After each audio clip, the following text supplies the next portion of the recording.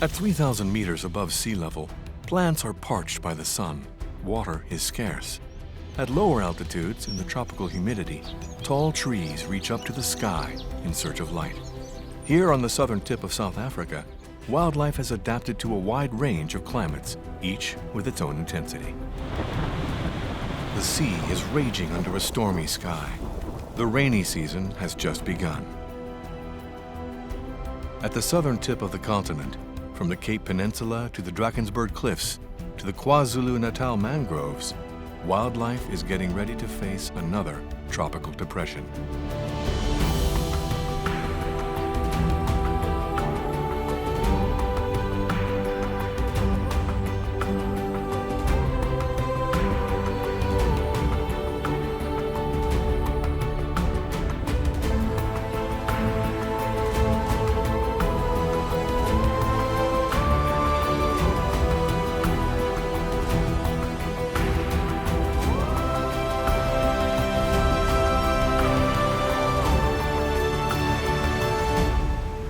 This may look like the land's end, because it is.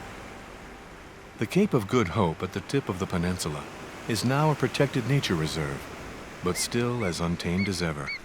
Wandering birds search for food along the shore. The first to come this morning are the pied-avocets, churning the wet sand with their narrow upturned bills, looking for small crustaceans and insects. The seagulls peck at the sand or wait. The pied-avocets digest their food standing, balancing on a single leg, or resting directly on the sand. Gulls and cormorants wait for the tide to go out before hunting on the tidal flats. Baboons try to make use of whatever the tide washes up, even if it's often only rubbish that's more likely to poison them or choke them rather than healthy food. What makes this all the more appalling is that it encourages them to scavenge through trash for food, bringing them close to urban areas. With their sharp teeth, including 3-centimeter-long upper canines, they can be defiant, even aggressive, which is why the population considers them pests.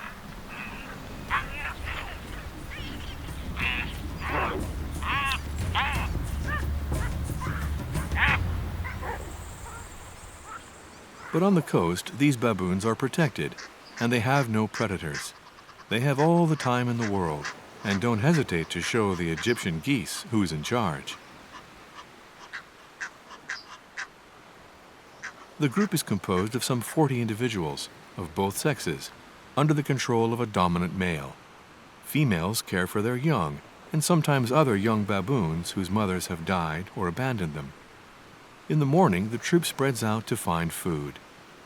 Baboons are omnivorous, but here their diet consists mainly of the innumerable species of plants that make up the rich flora of the Cape region. Baboons instinctively put into practice a form of sustainable management of their natural resources. Instead of stripping the first appetizing bush they see, they simply take a few leaves here and there. By gathering small amounts in this way, they spare the plants and diversify their diet. Succulent plants provide a large proportion of the fresh water they need. They really go after the succulents, so much so that their cheek pouches end up storing what they can't eat on the spot.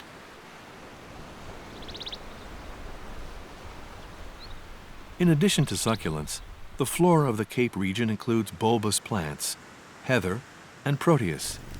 All told, of the 9,000 species of plants found here, 70% are endemic, making the Cape region the richest spot on Earth in terms of plant density.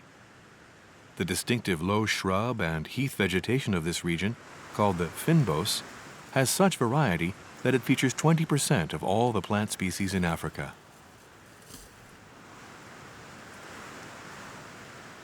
The Cape Mountain zebra is also feasting on the grasses. Apart from a few antelopes, these zebras are the only large mammals on the peninsula, where they were reintroduced in 1984. The Cape Mountain zebra is a subspecies that was hunted to the brink of extinction in the middle of the 20th century, when only 100 remained in all of South Africa. It is immediately recognized for its elegant head and dense brown striping, which made it a favorite trophy for hunters. But today, these zebras live in peace and enjoy a fragrant, varied diet between the sea and the mountains. The Cape Peninsula may have a Mediterranean climate, but it is also subject to harsh weather. Because it is bounded to the east by the warm waters of the Indian Ocean and to the west on the Atlantic coast by the cold Benguela current, resulting in a constant wind. This makes the peninsula a perfect playground for the Cape gannets.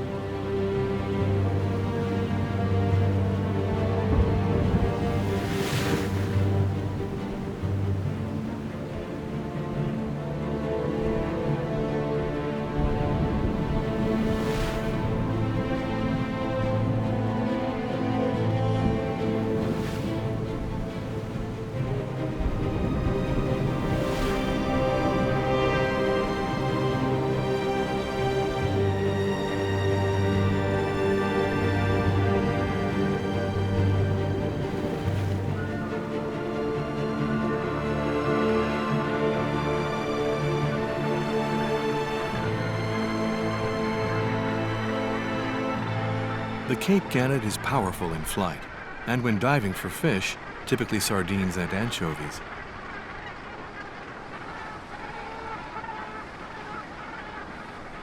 Is there a moment's hesitation when the Cape gannet returns to the colony? It can't be all that easy to recognize your partner and your nest when there are thousands of birds around. To reconnoiter and find the right approach into the wind, they make several low-altitude approaches before landing.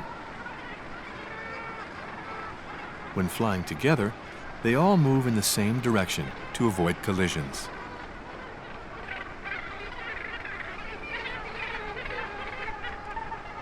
After the greeting ritual, stretching their heads skywards, the Cape gannets take care of the nest. Now it's September, in the middle of the breeding season. The nest will be made of earth and seashells, held together with guano. This guano is an excellent fertilizer and was harvested here throughout the 20th century. Today, only the birds take an interest in the largest hunks of guano. With space so limited, there's lots of pilfering, leading to neighborly quarrels and some heated arguments. Here, they are fighting with interlocking beaks.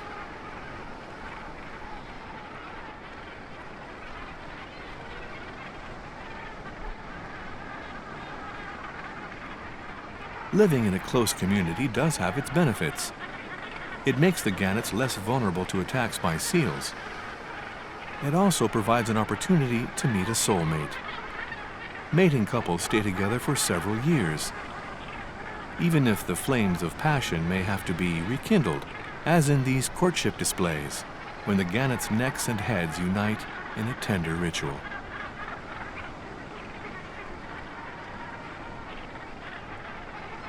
With their feet in the mud but ready for flight, the Cape gannets are hardly affected by sudden changes in the weather.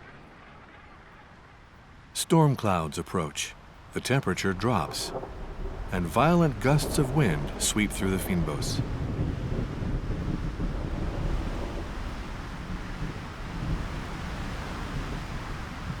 Facing the storm at the end of the world, a solitary ostrich continues to peck at the ground, leaning into the wind, determined to keep his plumage intact.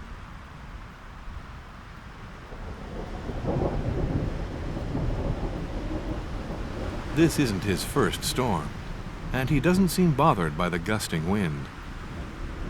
Even when the clouds fade over the sea, the animals wait patiently.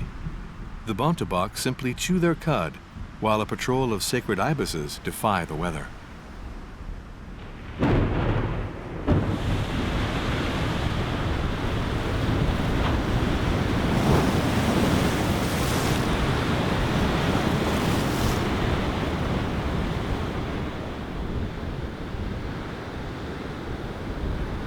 The Atlantic Ocean shows its might, casting its spray and froth against the shore, as though trying to reclaim this spit of land that juts into the water. The night will bring only temporary relief.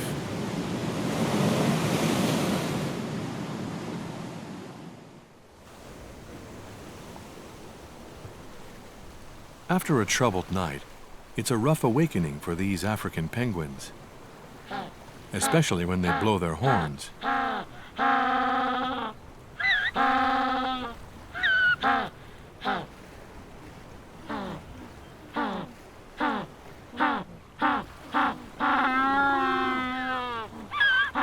The African penguins nest on land, but their lives are entirely oriented to the sea. The first thing to do in the morning is to go to the water's edge to test the state of the ocean.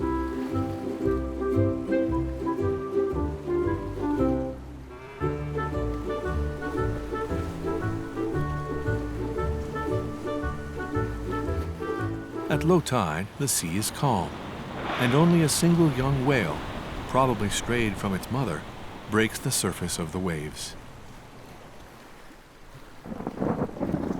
But the calm is short-lived because another storm is brewing. Like many animals, these penguins seem to fear the roar of the thunder and watch the sky with apprehension. This is when they usually go to the water. But is it prudent to go right now? In the end, they decide to stay put, sheltered in the rocks. Swimming can wait.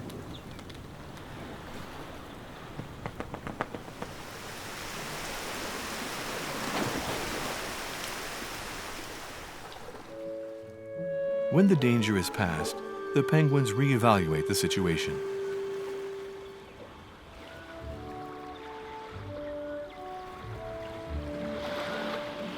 One brave penguin is the first to venture forth, and others follow, with a cautious enthusiasm.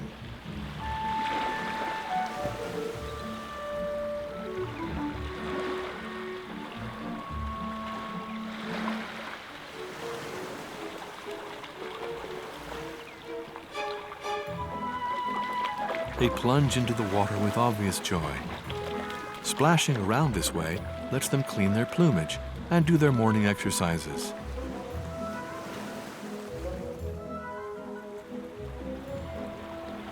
A few bold penguins lead the way, and others follow.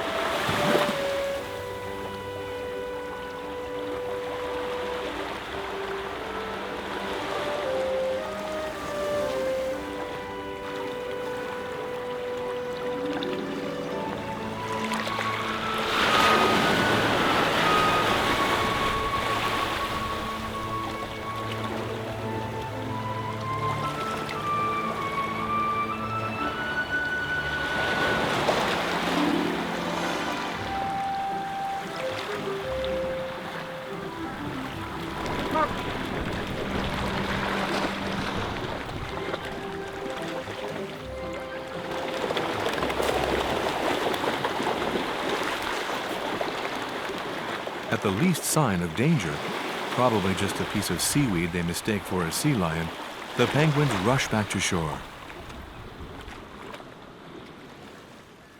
Back on dry ground, they miss the water. But none of them dares to swim alone.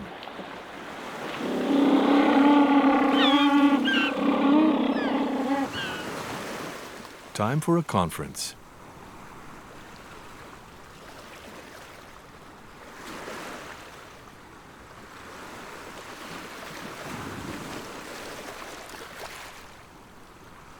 It looks like the leader doesn't want to go back into the water right away, so they continue their grooming session on the sand.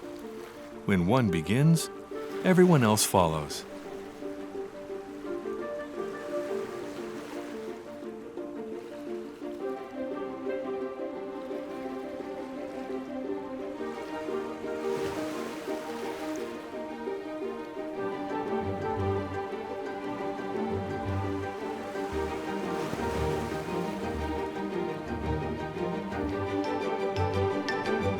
Still, there's nothing better than a swim to loosen up.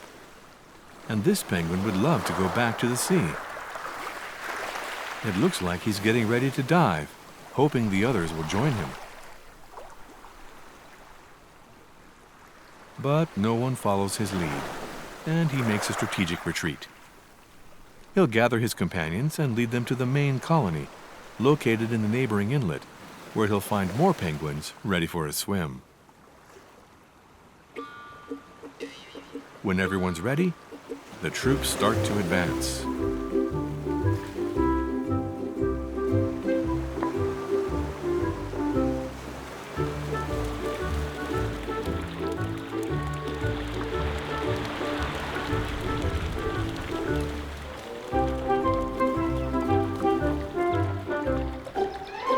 They soon join the rest of the colony. African penguins are extremely social birds, relying constantly on one another. The more the merrier, it seems. Unfortunately, the species is endangered. In the 20th century, the population fell from 1.5 million to just 200,000. The decline has continued, and there are only 50,000 African penguins today. Nonetheless, the species is well protected, and its nesting areas are preserved. But it is a victim to pollution of its habitat, primarily due to oil slicks and illegal discharging of waste at sea.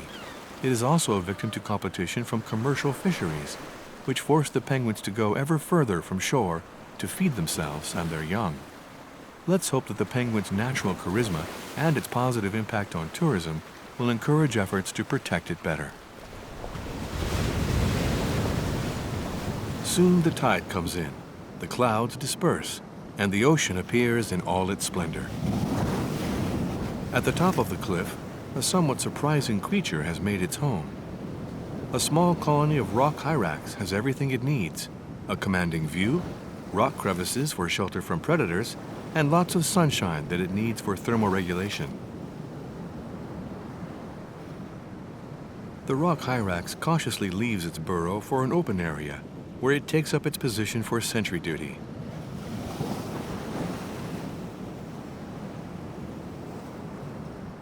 Some members of the group spend hours basking in the sun, while others feed. The cliff has a large variety of succulent plants, something for every taste, and water for rehydration. After the rains, puddles are a precious source of fresh water on these steep cliffs.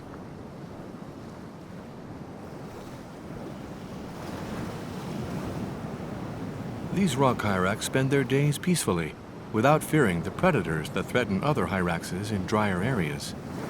Here they have all the time in the world to build their social networks and confirm their position in the group's hierarchy.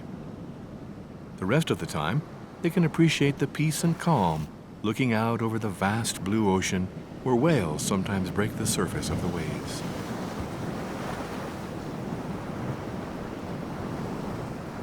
This is the season when southern right whales return to South African waters, some to mate, others to give birth.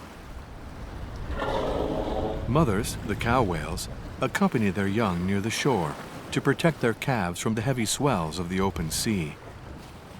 From a whale's youngest days, barnacles attach themselves to the whale's head, much to the delight of the seabirds. The untamed coasts of southwestern Africa are home to a unique variety of wildlife.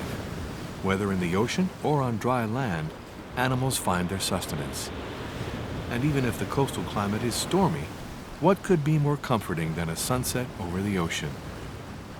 But inland, there are rumors of a dragon roaming over the mountains.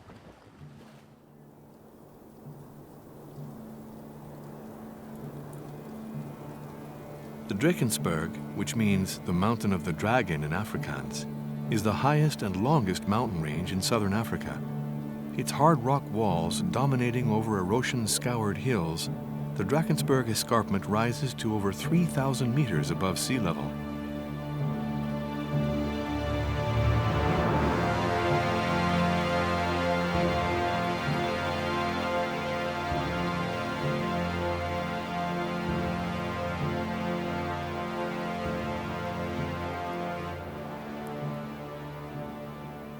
Sculpted by winds, eroded by rains, for 20 million years these steep slopes have resisted the attacks of the trade winds of the Indian Ocean.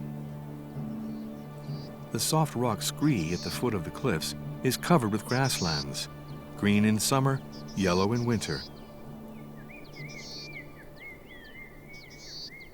This is a remote area, and the rugged terrain keeps large animals away, so birdsong is the only sound in the cliffs. The scarce vegetation provides food for the small mammals and insects that can survive the severe variations in temperature. Numb with cold, reptiles have to leave their shelters to bask in the morning sun. This snake seems to be disturbed by the grasshopper, which happens not to be part of its standard diet. And in any event, it's still too cold to hunt for food. The cliffs offer their protection to animals that have successfully adapted to the environment. Baboons have acclimatized to many southern African biotopes, and here they live at 1,800 meters above sea level. For this tribe, each morning starts with a delousing session until the dominant male gives the signal to start gathering food. The younger baboons have their exercises to discover how to defy gravity. Except for the occasional bird of prey, baboons have no life-threatening predators. But that doesn't prevent the males from watching over their tribe. The rare shrubs offer only limited shade. But fortunately, today, in early spring, the new shoots provide a rare treat. From the ground, all you have to do is reach up to the branches and strip off the flowers.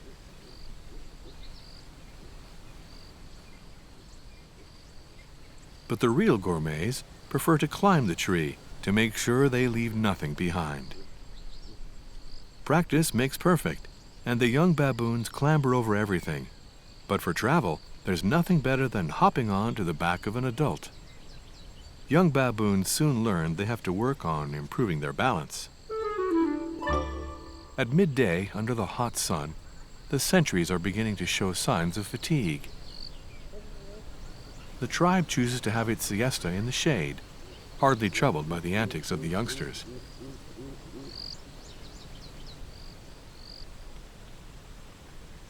Silence reigns on the slopes of the Drakensberg, in the heat, under a blue sky.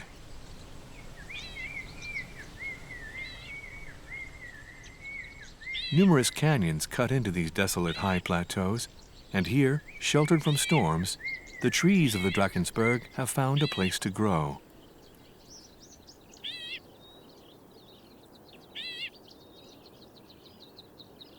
The narrower the canyon, the greater the vegetation, sometimes enough to form a genuine forest,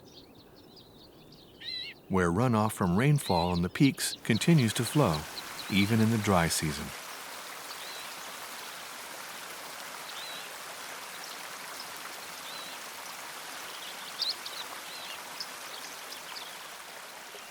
Rivers running through the canyons maintain moisture in the air. This shady forest constitutes a very rich ecosystem in terms of both botany and bird life. The trees are so full of birds that the passerines vie to be heard with their song, some in the open, like this Guernsey's sugarbird. Other species, like the southern bulbul, the elegant African red-eyed bulbul, the greater blue-eared starling, and the speckled pigeon, are more discreet, hidden in the leaves. In early spring, flowers are blooming everywhere, and the air is filled with their exquisite nectar scent. With its short beak, the Cape white-eye has to feed on flowers from around the petals. The dark-capped bulbul chooses flowers that are easier to reach.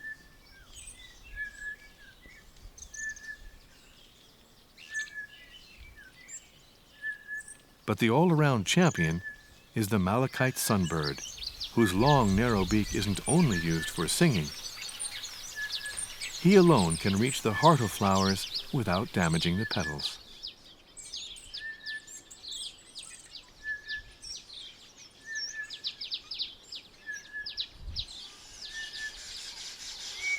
Another virtuoso with his beak is the Cape weaver. The male Cape weaver ties leaves together to firmly anchor his nest.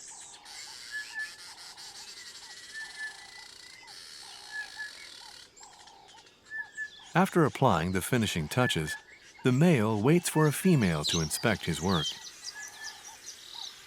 This female seems to be interested. It's a sure sign of successful courtship. All told, nearly 250 species of birds gather pollen from the flowers of the Drakensberg. Leaving the deep canyon, the river flows through a broader, less wooded valley. The passerines have to be careful in this open land. These scattered shrubs offer little protection from the sharp, steely gaze of the birds of prey. Fortunately for them, the master of this domain is a carrion bird with no interest in the passerines. The bearded vulture is content to scavenge for bones and then break them up by dropping them on the stone below. But barely after dropping one, other carrion birds approach. The white-necked ravens are physiologically unable to digest bones. They're after the marrow and tendons. The bearded vulture has no intention of being robbed. Spreading his wings to their full span of over 2.5 meters, he tries to shoo them away.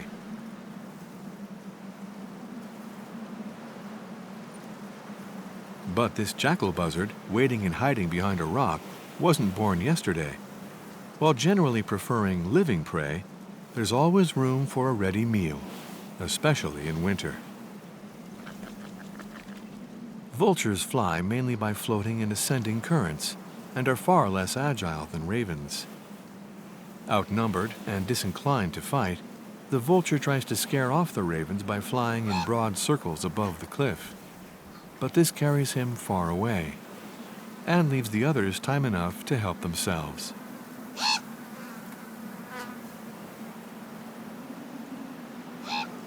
But just after a mouthful, the vulture is back.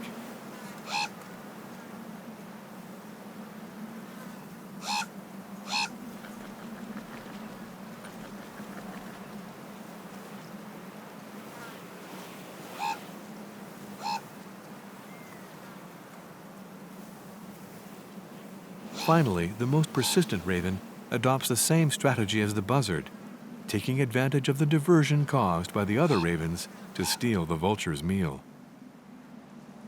When evening falls, calm returns to the valleys of the Drakensberg. The cliffs gradually vanish in the fog and temperatures drop. The threatening clouds announce the tropical storms that will soon be brewing over the Dragon's Mountain. Further to the east, the sky is gray over the hills of KwaZulu-Natal. The rainy season is sure to come, but not just yet. Wildlife must simply wait.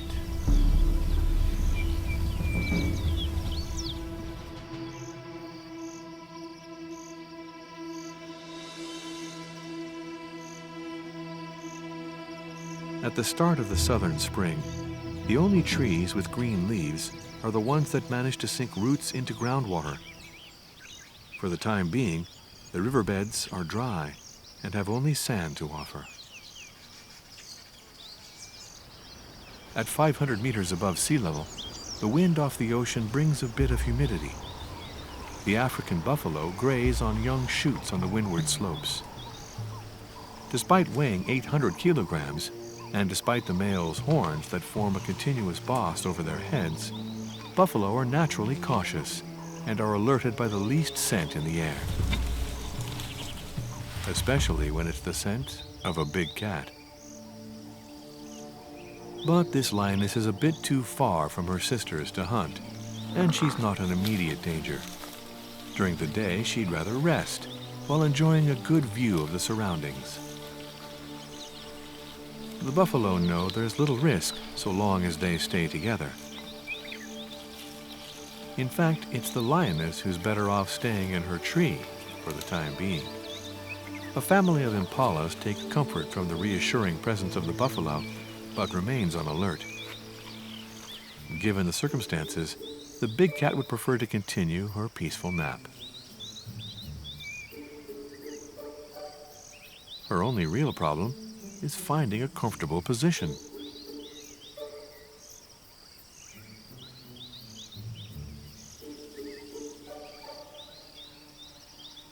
The buffalo also rest during the heat of the day, the best time for chewing their cuds in the sun.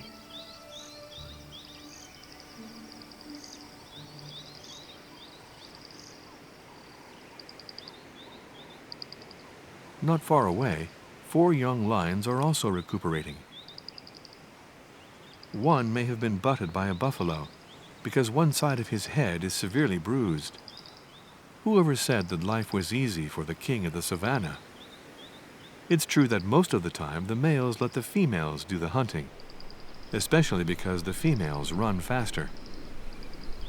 These young males are probably nomadic lions, in other words, lions kicked out of their birth pride by a dominant male, and now seeking a new territory where they can meet females. This means they must feed themselves, which is even harder because they lack experience. Tonight they will hunt, but for now they are resting in the sun. At the very worst, they'll be able to feed on carcasses stolen from weaker predators. Finally, in the heat of the day, the only creatures stirring are this couple of dung beetles. The male is pushing this food reserve to their burrow. It's a complicated task, but the dung beetle can move the equivalent of 1,000 times its body weight and has the energy to do the job. He also has to avoid falling into the hands of the baboons, who'd have no qualms about supplementing their diet with a few plump insects. Here the baboon is clinging to a tree trunk in order to dig out larvae hidden under the bark.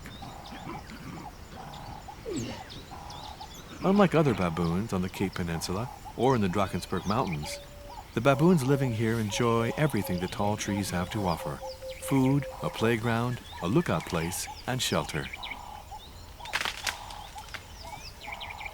But baboons are cautious, and they realize they may not be the only ones looking for food in the branches.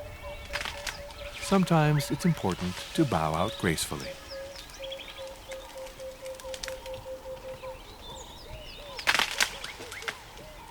These southern African bush elephants have an easier time finding food than the elephants in Namibia, but they don't have the vast marshlands of the Okavango Delta for bathing. They have to make do with dust baths, or mud baths, if the weather allows.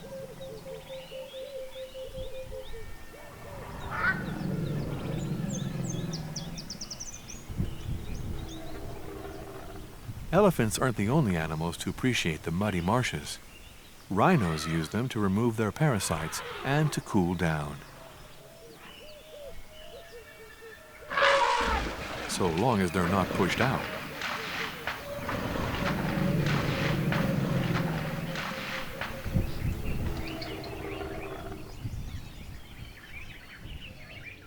Even if the elephants haven't come to the pool yet, the rhinos are fully aware that it's time to take their leave. Elephants don't like sharing, especially not with them.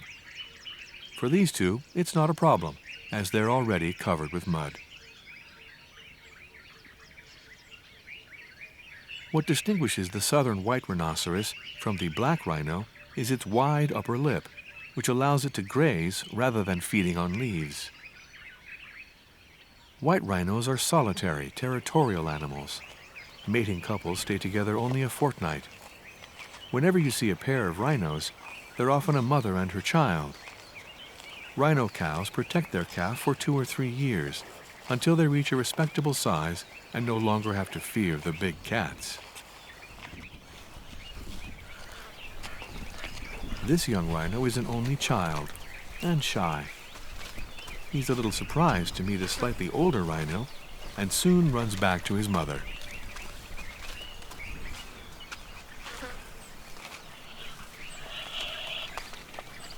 When curiosity finally gets the best of him, he wanders back to check out the scene.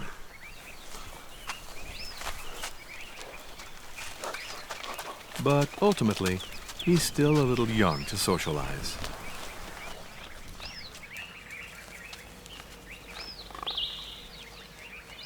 The southern white rhinoceroses of South Africa all share pretty much the same genetic makeup, because all are descendants of the last 20 individuals that were still alive at the end of the 19th century. Fortunately, despite poaching, the species has been protected in nature reserves and is a little less endangered today. As their population has increased in the reserves, clashes between males are more frequent. They engage in jousts, but seldom with any real violence.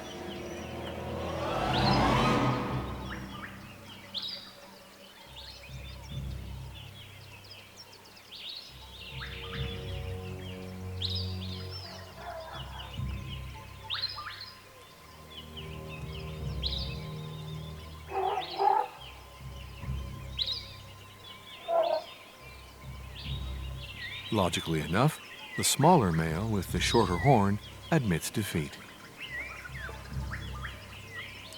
To discourage poachers, biologists in some reserves decide to saw off the rhino's horns themselves. This doesn't prevent elephants from recognizing their ancestral enemy, even if this rhino is not a threat. But while elephants tolerate lots of animals around them, including even lions, they seem to have a genuine aversion to rhinos.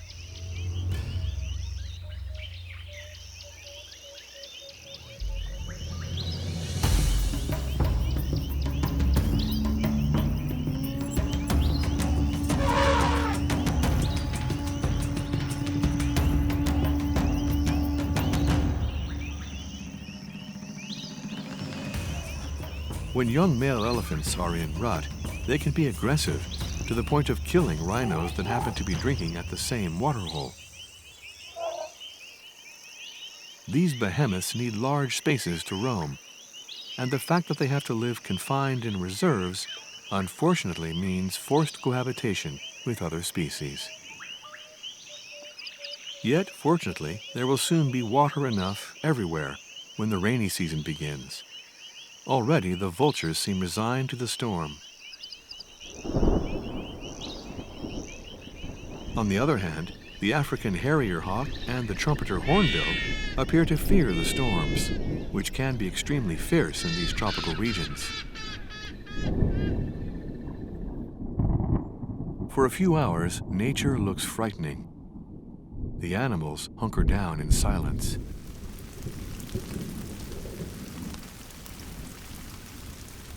Now it's time for the earth to drink.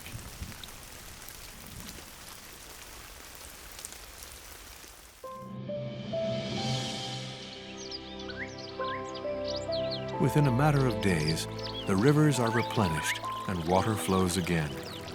This is the start of a time of abundance when the Nyalas seem to frolic with joy.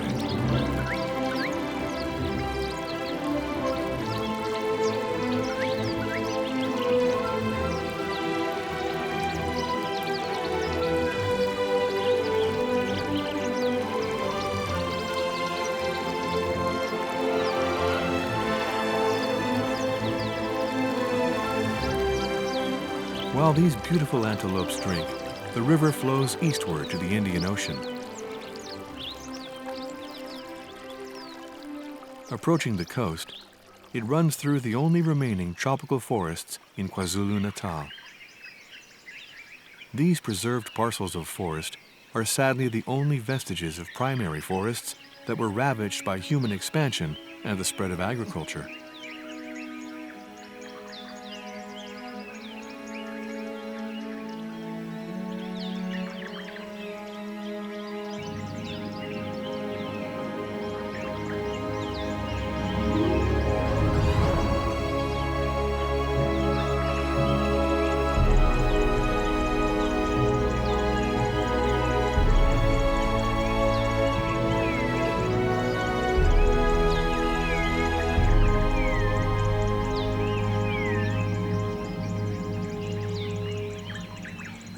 It's at the very top of these tall trees, in the canopy, that flowers and fruit grow, attracting the many birds that come to warm themselves in the morning sun, like these white-eared barbets. The purple-crested turaco is looking for the fruits that make up its entire diet.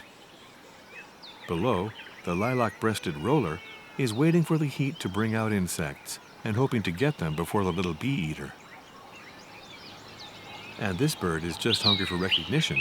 The dark-capped bulbul wants to be heard in this avian symphony. The forest is alive with birdsong, but barely a few kilometers away, what we hear is the deep roar of the sea as the trade winds drive the litany of waves.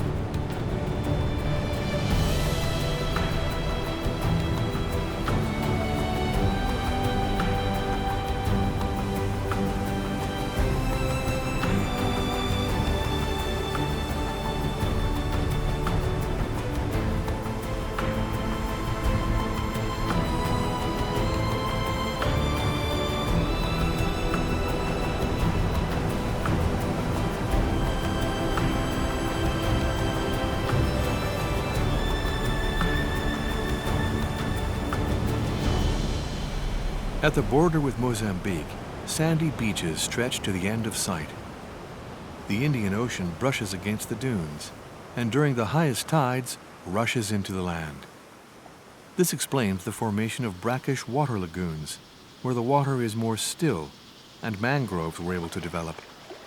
This ecological paradise receives fresh water from frequent tropical showers, as well as a number of rivers that empty into the lagoons. Half hidden in the luxurious vegetation, a Nile crocodile stretches its 4 meters of scales in the sun. But this isn't the only formidable creature hiding on the riverbank. At night, the hippos spread across the banks to feed. Sometimes they'll still be on land when the sun rises. That's when they can be a danger to humans. You'd better get out of the way when they return to the water.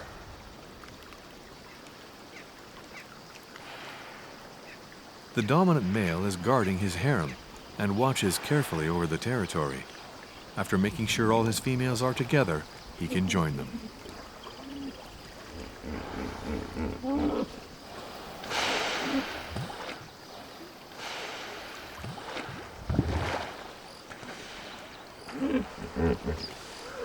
While the young hippos are playful, all that the adults want to do is rub together, resting their heads on one another. This allows them to nap while keeping their nostrils above water.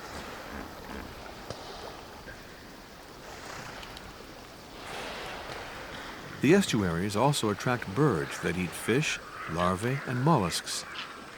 The gray heron, the pink-backed pelican, the African spoonbill, and the yellow-billed stork have no qualms about feeding next to the crocodiles.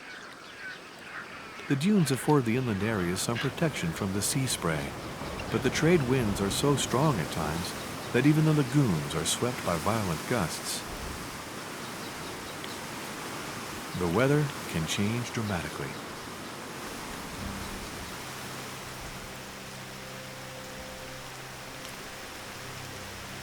For the antelopes living here, like these waterbucks and nyalas, the rainy season doesn't bring the same relief as for those living in arid regions in the north of the country.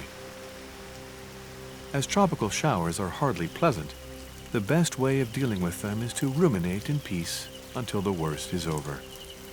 The rhinos also wait for the storm to blow over. The only creature that continues its activity despite the weather is used to living in the wetlands. The woolly-necked stork takes advantage of the opportunity to hunt for frogs and small reptiles. But when its plumage is too wet, even this stork gives up, just like the crested barbet, which knows it won't find any insects under these conditions. Riverbank birds with waterproof plumage, like this pair of pied kingfishers or this snowy egret, are hardly bothered by mild rains. In wooded areas, mammals take shelter under the leaves.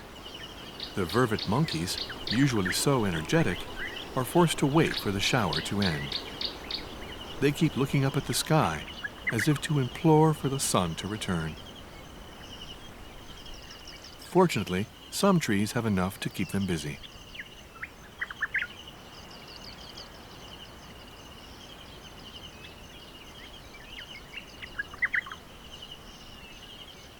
As soon as the rain stops, the most impatient ones go back to the ground, but they're soon disappointed by the mud below.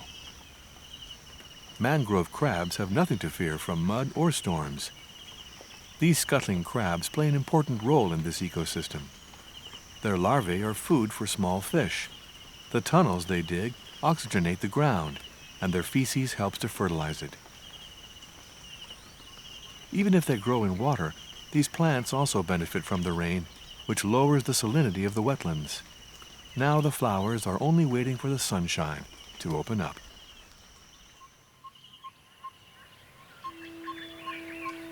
And with the first rays of the sun, the sounds of nature fill the air again.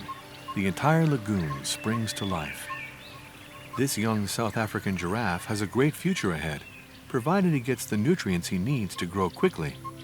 To fortify his huge skeleton, a giraffe calf has to absorb at least 20 grams of calcium every day. This sedimentary soil provides the minerals he needs, even if it's not terribly pleasant to gather or to swallow.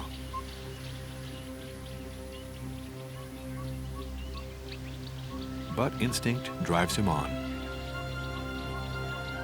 The young male giraffe will soon reach his adult height of 5 meters. Then he too will cross the plains with his elegant loping stride.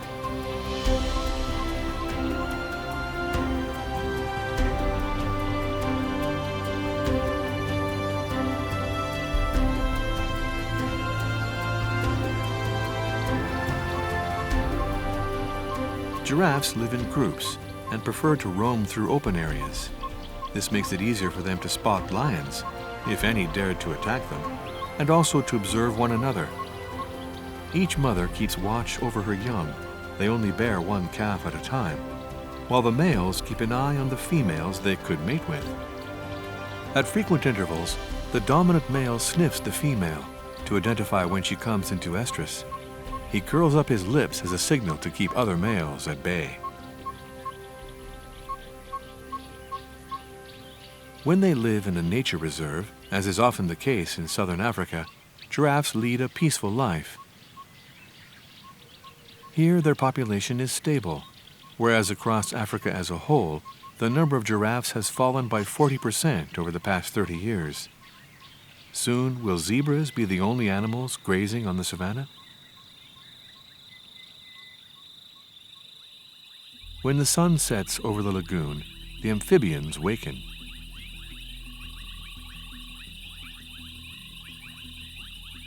The antelope seems to appreciate the peaceful end of the day. The setting sun brings a reminder that every day could be the last day. Tomorrow, they will have to survive another day, finding food, finding water, finding companions and a mate, getting rid of parasites, escaping from predators, and so on. At the end of the day, that's not an impossible task for wildlife, as they're used to making do with the generosity and whims of nature. Animals rely on instinct, experience, and possibly also a bit of luck. When evening comes, these creatures need to rest, to appreciate the habitat with which they're so intimately involved. Each park and animal reserve is a haven of peace, preserved from the turmoil of the world. A universe where each ecosystem contributes to the richness of nature and where wildlife deserves to preserve its place. In exchange for this, even the most powerful creatures demand nothing in return. Nothing except respect for their tranquility, their right to keep living on a planet now confiscated by humankind.